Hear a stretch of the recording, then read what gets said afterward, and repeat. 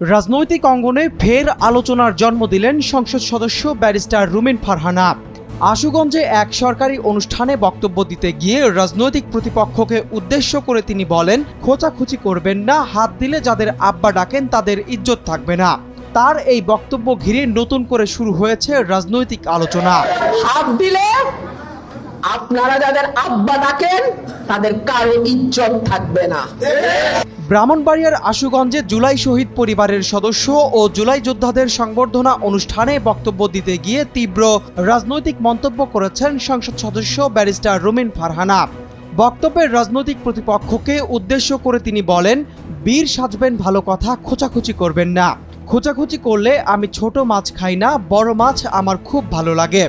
হাত দিলে আপনারা যাদের আব্বা ডাকেন তাদের ইজ্জত থাকবে না। তিনি আরও বলেন, গত 15 বছরে কারা কোথায় ছিলেন, কার কার সঙ্গে রাজনৈতিক ও ব্যবসায়িক সম্পর্ক রেখেছেন, এসব বিষয় জনগণের অজানা নয়। তার দাবি, এসব তথ্য সম্পর্কে জনগণ অবগত রয়েছে।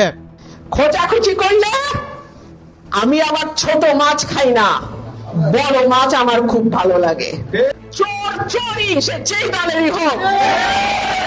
মঙ্গলবার আশুগঞ্জ উপজেলা প্রশাসনের আয়োজনে জুলাই শহীদ পরিবারের সদস্য ও জুলাই যোদ্ধাদের সম্মানে সংবর্ধনা ও আলোচনা সভা অনুষ্ঠিত হয়।